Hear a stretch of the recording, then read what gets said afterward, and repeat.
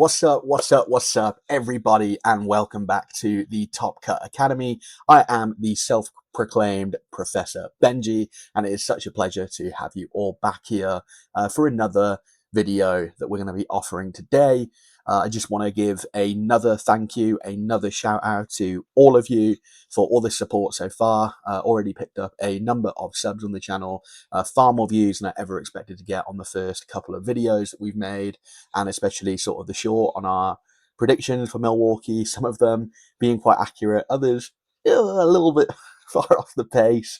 But it was really cool to review all of that as well, and I'm glad that some of you are enjoying some of the long format videos. Today, however, I'm going to make a sort of short format video. A number of reasons.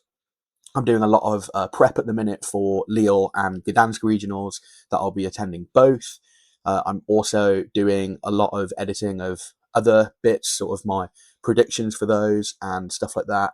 And finally, I'm doing a lot of travel plans. I'm actually going from Lille, then on a short vacation with my best friend and his partner as well, along with my wife. And then we're going to be going from there to Gdansk to compete in another regional. So there's been lots of sort of planning and stuff like that as well for the whole trip. But in between all of that, believe it or not, I've still tried to dedicate as much time as I can to testing for this regional.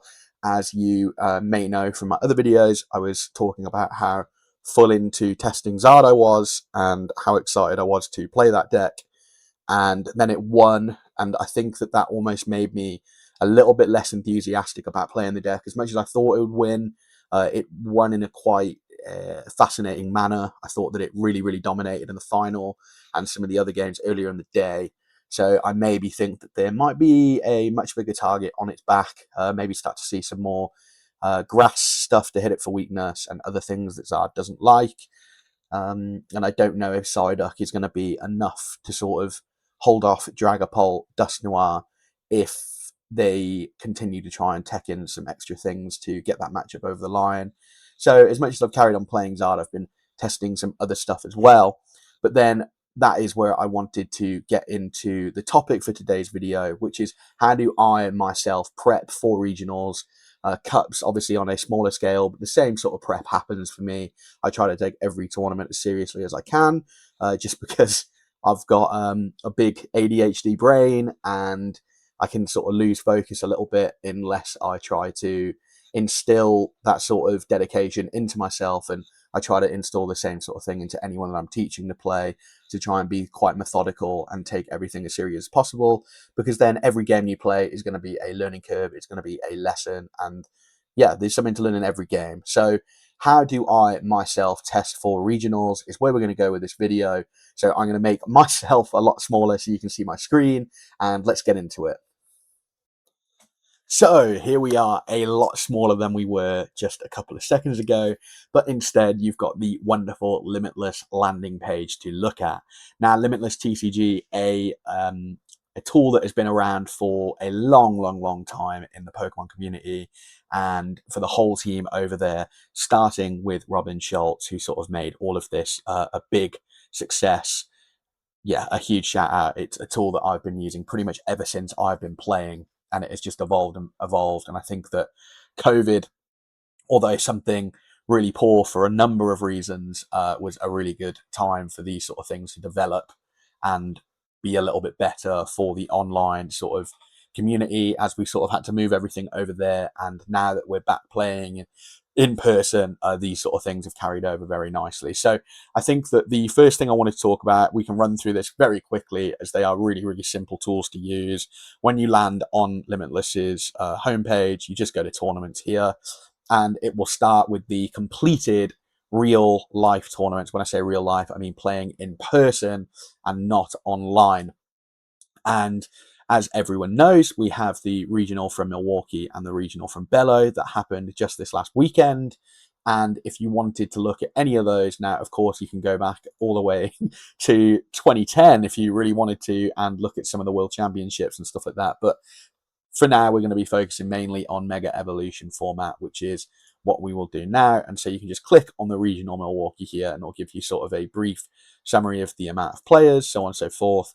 And then the standings of everyone. But I don't I don't necessarily come on here to prep for a regional by looking at the standings. What I want to see is what did well and what has sort of risen to the top deck list wise. So Jackson Ford, our winner, and sorry, that's probably a little quick for those who don't know how to use this. So you could click on Jackson Ford if you wanted to and look through his achievements as a player by clicking on his name. But what is we're more interested in is actually this button here with list on it, and you can actually see exactly what Jackson submitted, exactly what he played for the weekend, and maybe copy this thing by just copying the clipboard and putting it in live and playing it just exactly how it is, or using this as a little bit of inspiration. We know that Jackson won this event, but maybe wasn't fully prepared or wasn't fully aware of the Tour deck having such a good weekend.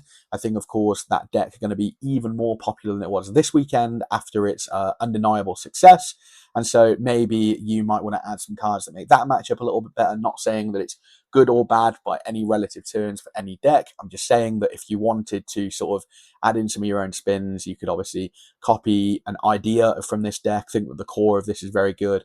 The supporters, the items and stuff, that maybe change some of the Pokemon, so on and so forth. And another thing to note is I'm a very visual learner, so I actually find it quite difficult to read lists like this. So what I always do is sort of open as an image and actually have a look at it like this, which works a little bit nicer for my brain. Maybe I've got a little bit smoother a brain than most. I don't know, but I think that this is definitely the better way to look at things, just so you can get a visual representation of each of those cards. And of course, you can click on them and get a brief summary of what they do as well, and then just go back and it'll take you to the page. I think that you can also go on statistics here, and that will obviously give you a breakdown of everything in day two. Now, remember, this is all of the day two data. If you want a more detailed breakdown, you can actually go to Limitless Labs, which is a place that will have a slightly more detailed breakdown of everything going into day one as well, I believe. But you know, personally, I don't spend too much time looking into day one, just because I find it. I don't want to say a waste of time. I just find that there's always a good variety of decks, as you can see. Yeah, it goes all the way down to very last place, which I think 2,300 odd players this time round. So I think that yeah, it's definitely always cool to sort of look at some of the ideas that sort of made their way to the tournament.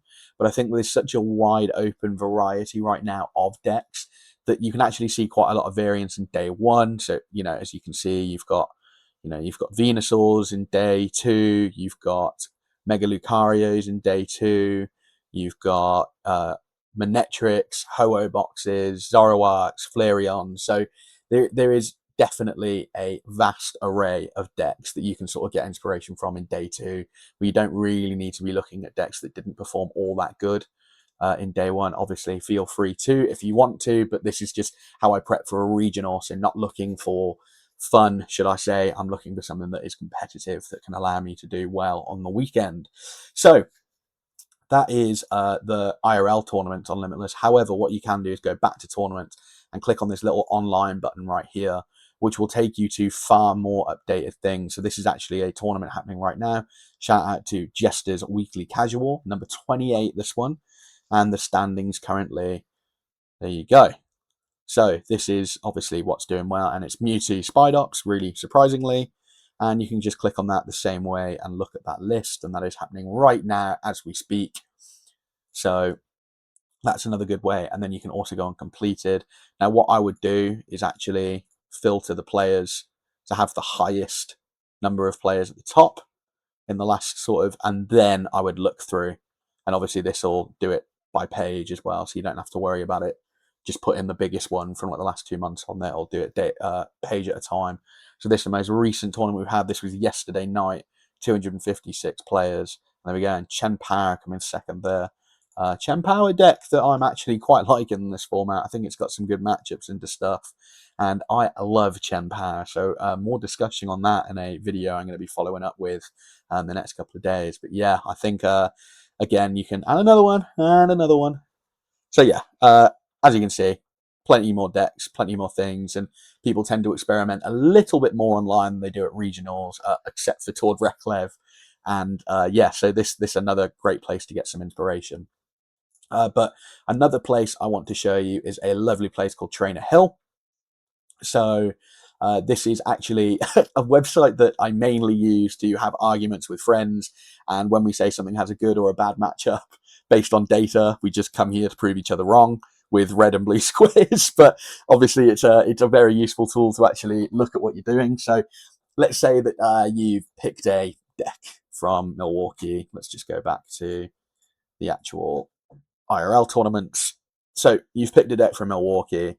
I've taken the example of something a little bit more rogue, so I just went to a Mega Manectric. Mega Manectric is probably my favorite Mega, so not that I think the deck is fantastic, but just something that I think is cool that made day two. Always like to see my dude doing well. I think he looks awesome. But anyway, so let's say you took this and you wanted to sort of see, can I upgrade this? Can I make this any better? Can I take this to my next regional with some of the changes I've made to try and make day two? So you could obviously take this list, play some games with it, so on and so forth, and you're going, okay, I like the deck, but I need to actually see what matchups I need to improve. Well, at this point, you can come to Trainer Hill, and as you can see, I've added it in and a couple of other decks, but if you wanted to add anything else, all you've got to do is type here or just scroll down, and it's pretty much got every deck you can think of. If you can't see the exact deck that it is, you can just put in other, which also works, and then yeah, it'll yeah, as much as it's not going to be accurate, other will work for some things. But as you can see, it's just a little bit laggy because every box you click on brings up one of these, so it can sort of stall a little bit. But more to the point, as you can see, it's really easy to do. Just a usual X and Y axis diagram with each of the archetypes along the top and the side. So the deck that you are is going to be on the side. So if we scroll down to our Manectric Electric deck, you can see that there is some red squares here, and that's against Alakazam. That is Cerulege, although it's still being covered by that. Cerulege, it's got a bad matchup. Well, not too bad, but 41.9, negative matchup into Charizard, a 50-50 into Crustle. Now, obviously, these numbers are going to be a lot smaller for a deck like Mega Manectric because it's not as played, but I can show you something a little bit more. So here, so Grimmsnarl, good matchup into Alakazam, so that's 77.7. There's 113 wins with that, 25 losses, 13, and so into Gardevoir, there's been 303 wins, 174 losses, so on and so forth. So obviously that data are a lot more reliable as there's been a lot more games played, therefore the data profile is bigger. But if we go back to our Manectric, you can see these blue boxes, you can see these red boxes, white boxes for a little bit more even. And why are these so important? Well, let's say that you wanted to go into the weekend, but you said, I don't want to have a bad matchup into Guardy. This deck does feel like it has a bad matchup into Guardy. So let's have a look. Okay, so everyone else is playing this. It looks like majority of the time they're losing to Gardevoir. 35% of the time we're losing. 65% of the time they're winning.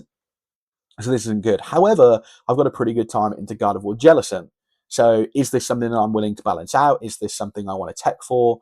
Do I want to leave as is and just sort of reliably take those two numbers and go with me? As I said, this data sample is slightly smaller for Mega Manectrics, but you get the basic idea of what you wanted to do. And then from this, you can then make adjustments to your deck, make adjustments to the list if you think that the deck is still fine. For example, I'm sure you can make this 41.9 into Zard much better, up to like a 50 with some tech includes and stuff like that Zard doesn't like. And yeah, so this is why this is a really cool tool. But it's actually a different part of Trainer Hill that I use on a daily basis, and that's the battle journal. As you can see, I've put in some already filled in some results just to give an example. It's Mega Manectric again, by the way. I don't have an obsession, I swear. But this is the battle journal. And I absolutely love this tool. I swear by this tool. I used to use an Excel sheet, but it was just a lot uglier and a lot more, what's the word for it? The data input was a lot more strenuous. So I had to sort of click on every cell, enter everything, so on and so forth. And you had to set up every sort of new format. You had to put in the decks yourself and stuff like that. However, the lovely team behind the scenes here at Trainer Hill do all that for me. And my lazy little brain really, really loves that. So I can put in Manectric here for what we're playing. We're playing against Gardevoir, And then it is really as simple. Obviously, best of three, you put best of three, but I would imagine most people, when using this, are playing on live. And you just put in win, second, and you can put in some little tags. I was ahead early. Oh, I had some poor prizes, small misplay, and Iron Hands took 4 prizes early. Oh, early on. They struggled to get back in. I misplayed to take my last 2 prizes, so it got close, but top decked boss for game. So that can be as shorthand or as, lengthy as you possibly want. If I added in 10 paragraphs of just gobbledygook, all of that would be saved, and I can just add that game, and here it is. So game 1, here's my little tags, here's my notes, and as you can see, I've got some notes down here. These are just matchups I added in to sort of show you the next part of it. So this all gets added here. I want to give you absolute assurance. I use this pretty much every day. Your history, as long as you don't delete your history or your cookies from this website, this journal will stay here. You can export it as well if you wanted to. And of course, you can clear the history if you wanted to as well. But you can sort of leave this, close your browser without fear. This will always reappear every time you come back in, as long as you don't delete your cookies with the website. So why do I use this? Well, first off, you can go to analysis, and you know that chart we showed on this page, well, you're sort of making your own one here just with one line, because obviously you only care about this deck. And as you can see here, based on the things I've put in, it will give you a populated graph on what you have good matchups into, slightly less favored, and obviously 50-50.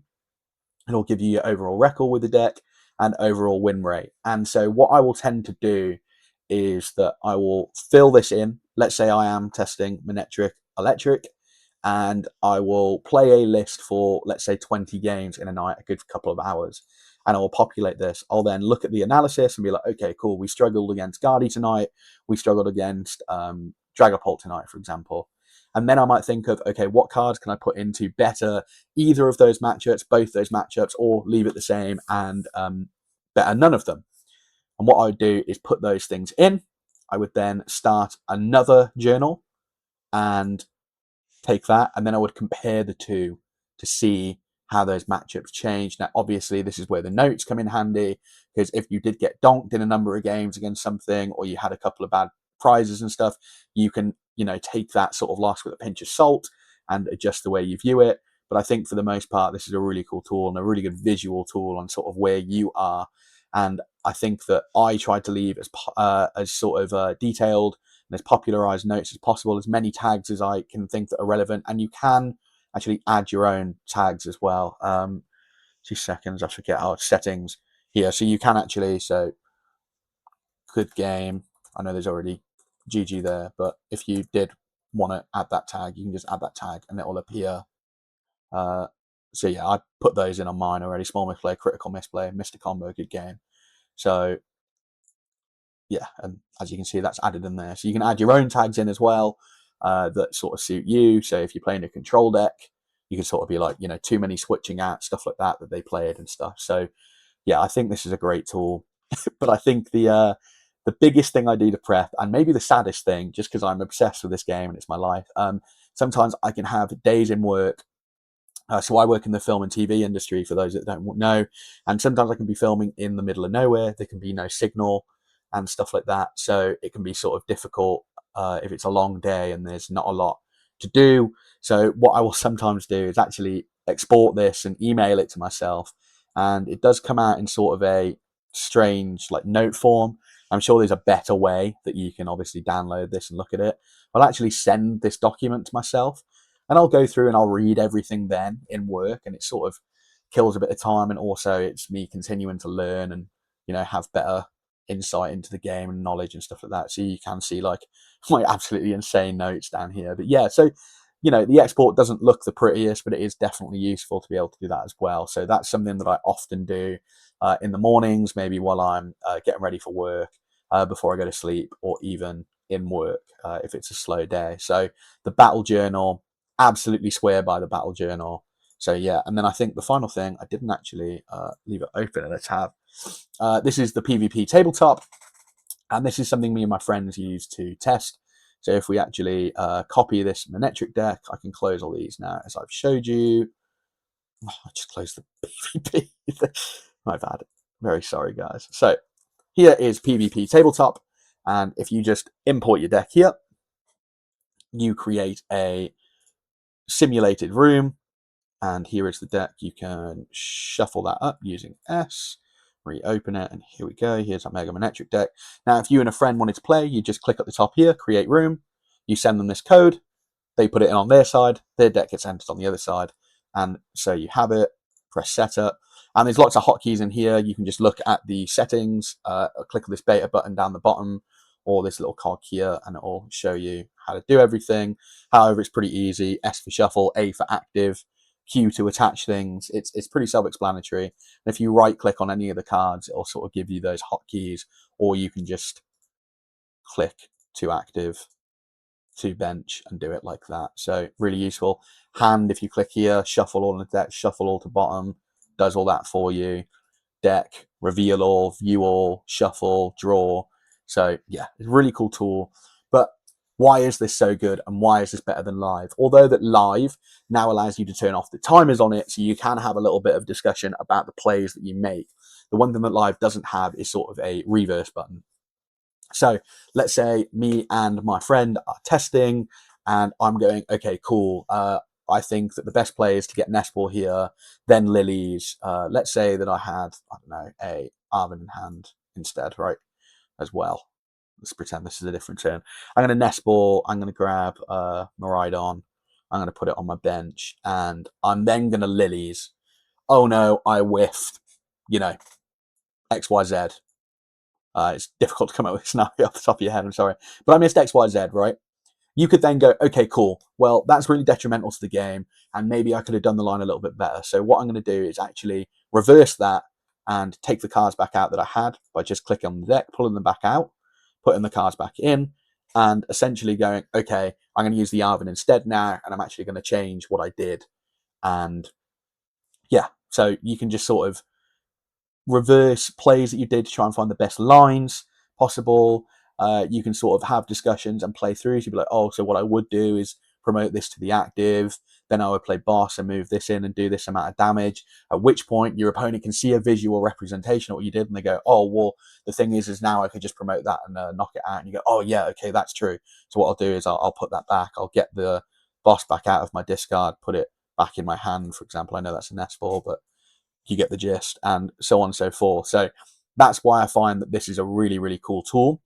And this pairs well with the battle journal as well. So, you know, you can sort of play, put the notes in the battle journal, and you can actually do that as a best of 3 as well to get a more accurate representation of, okay, once I learn a little bit of how to play that matchup, did I do better in games 2 and 3? Another really cool thing you can do with this is you can actually show your prizes. So just while you're sort of learning your deck, or maybe don't know the list 100%, you can see the options you have or you don't have in the deck, and you can also you can just inspect them as well, by the way, to where your opponent doesn't see them. I don't know why my mouse is doing this all the time, but yeah, so you can just inspect that like that. So yeah, a really, really useful tool, really easy to use, and a great tool for you to use with friends as well instead of live. It runs really well. I think that like the randomization and everything is as accurate as it can be for a simulator. I don't think that it sort of messes up draws. I mean, definitely not as much as live does. I feel like live does some pretty crazy stuff sometimes. So this is something that we've really enjoyed using since finding out about it. And it's also a really cool place to sort of do coaching and stuff like that, because you can set up board states and talk through sort of, you know, what would you do here? You can click through the deck, look at the resources you have, look in your discard pile, and you can sort of do little mini games with your friends or with a coach you're working with to sort of find out what is the most optimal thing to do. I think as well, you can both So I could look in my deck and the person you're playing against could. So you could maybe talk through options. Oh, okay, so you've got Secret Box Gundam deck, you've got electric generator, so maybe you are them for that, and so on and so forth. So as you can see, just by like all the examples I'm giving, all these different ways you can sort of interact with each other that you wouldn't be able to do on live. And live is not a bad tool. Obviously, if you turn off the timers and you're just talking through plays, it's not bad. I just think for this, it offers you that little bit extra depth that you can sort of iron out a lot of those small creases in matchups and really find the absolute certain best lines between each one, especially as you can sort of quickly jump into a game or reset things. So you could sort of go like, okay, let's set up the last 2 turns of every game and see if we can find the best way to close out a game, so on and so forth. So that is why PvP Tabletop is the place to go. And I will link all of these places underneath the video as well, so you have direct access to them all. As I said, I'm sure most of you know about Limitless, but maybe some of the other things you didn't know exist, and it is my pleasure to bring those to you. But for now, I think that I just want to end with, I am working really hard towards Leonin Gdansk. I am definitely chasing Worlds again this year after being out of the game for a long time. And doing this channel has given me a lot of motivation to want to do well, to show you guys that what I have to offer is worth talking about. And so that really means a lot to me. So really, really hoping to do well at those events. So I am grinding hard. I am testing for hours every night. And I've sort of come down to maybe the last 2 decks that I'm sort of picking between. I feel very competent with both. I feel competent in both their abilities as well. But I think that it's just sort of that final hurdle and those final sort of ironing out and listening to sort of murmurs of what people are going to play at Lille and Gdansk that maybe sways me to play one or the other. But I think that more importantly, I'm sort of editing the predictions that I've made for the tournament, and I can't wait to get back and talk about those. And I'm also sort of figuring out how to use some equipment to do some vlogging out there. I'm really excited to do a little vlog as I'm traveling with my best friend and his partner, and as well as my wife. It'll be her first time sort of coming to a regional. As much as she's coming nowhere near the regional, she has no interest whatsoever, but she will be coming out, and then we're going on a short vacation all together as well, which will be really good fun. So that's just what's to come in the coming weeks. Obviously, I'll be uploading those deck profiles, as I said, later on in the week, and my predictions for Lille regionals. And I'll have to do maybe an on-the-fly one while on vacation with minimal editing, just because I won't be able to take my laptop with me, Ryanair, and baggage restrictions and all that. But it is an absolute pleasure to bring you guys another video. I hope you found this helpful. If you have any questions whatsoever on how I can help, or for any other advice on how to test or better prep for whether it be a regional, a League Cup, a League Challenge, anything, please, please, please get in touch, leave a comment, a like, and subscribe to the Top Cut Academy. I'm Professor Benji, and it is an absolute pleasure once again. Peace out, and I'll see you next time. Adios.